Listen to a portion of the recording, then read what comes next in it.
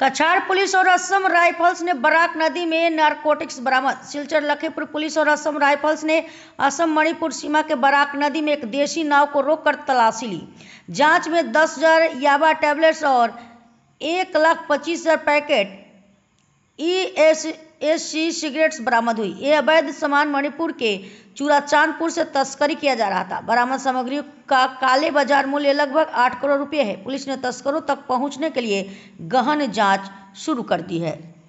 निशायुक्त सामग्रीर अवैध सरबराह और सेवনৰ বিৰুদ্ধে আমাৰ অভিযান অব্যাহত আছে। আপোনালোকে জানে যে অসম ৰাজ্যখনক সম্পূৰ্ণৰূপে ড্ৰাগছ মুক্ত কৰাৰ কাৰণে মাননীয় অসম চৰকাৰৰ মাননীয় মুখ্যমন্ত্ৰী ডাঙৰীয়াই এটা বিশেষ এটা লক্ষ্য আছে আৰু সেই লক্ষ্যটো সাৰোগত কৰি আমি প্ৰতিদিনে আমাৰ এই যি অভিযান আছে এইটো আমি অব্যাহত ৰাখিছোঁ।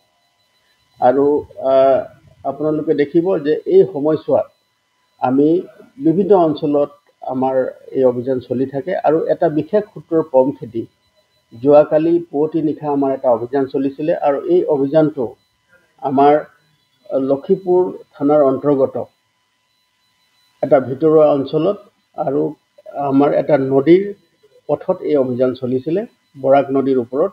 আৰু এই ৰিভাৰ লাইন পেট্ৰলিং কৰি থাকোঁতে আমাৰ এটা বিশেষ খবৰ আহিছিলে। সেই সূত্ৰত এটা ভিতৰুৱা অঞ্চলত জেগাটোৰ নাম হ'ল জাকুৰাধৰ অসম মণিপুৰ বৰ্ডাৰ অঞ্চলত তাত সন্দেহজনকভাৱে এটা আমি স্থানীয়ভাৱে নিৰ্মিত এখন নাৱত আমি কিছুমান আপত্তিজনক সামগ্ৰী তাত লোড কৰি থোৱা আমি দেখা পাইছিলোঁ। আৰু সেইখিনি দেখা পোৱাৰ পাছত সেইখিনি সামগ্ৰী যেতিয়া খানতালাচি চলোৱা হয় তাৰ পৰা বৃহৎ পৰিমাণৰ নিচাযুক্ত সামগ্ৰী আমি জব্দ কৰিবলৈ সক্ষম হৈছোঁ। যিখিনি সামগ্ৰী আমি তাৰ পৰা জব্দ কৰিলোঁ সেই সামগ্ৰীখিনি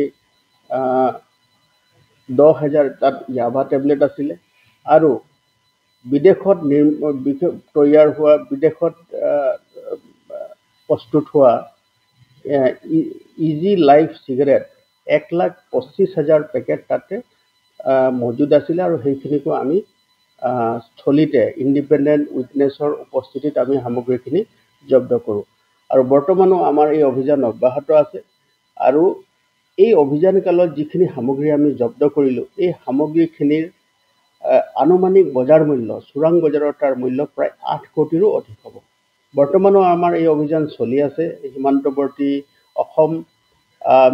অসম আৰু মণিপুৰ সীমান্তৱৰ্তী অঞ্চলত যাত এটা প্ৰাকৃতিকগতভাৱে এটা যি সীমা আছে বৰাক নদী আৰু জিৰি নদী তাত আমাৰ অভিযান বৰ্তমানো চলি আছে। আৰু কোনো ধৰণৰ অবৈধ সৰবৰাহ চুবুৰীয়া ৰাজ্যৰ পৰা যাতে আহি আমাৰ ইয়াত তেওঁলোকে এই চলাব নোৱাৰে, অবৈধ বেহা চলাব নোৱাৰে তাৰ কাৰণে আমি তৎপৰ হৈ আছোঁ। আৰু প্ৰাৰম্ভিক তদন্তত দেখা গৈছে যে সামগ্ৰীখিনি এক আন্তঃৰাষ্ট্ৰীয় সীমান্ত অঞ্চলৰ পৰা নদী পথেদি মণিপুৰৰ নদী পথেদি আনি আমাৰ এই ইয়াতে ফুলেটৰ অঞ্চলত তাক ডিবোৰ্ড কৰি তাৰ পৰা স্থলপথেৰে লৈ যোৱাৰ তেওঁলোকৰ পৰিকল্পনা আছিল। গতিকে গোটেই পৰিকল্পনা আমি তেওঁলোকৰ পৰিকল্পনাটো আমি নিশ্চিতভাৱে তেওঁলোকৰ খবৰ পাই এইটোক আমি প্ৰতিহত কৰিবলৈ সক্ষম হ'লোঁ। আৰু অহা দিনতো আমাৰ এই অভিযান অব্যাহত থাকিব।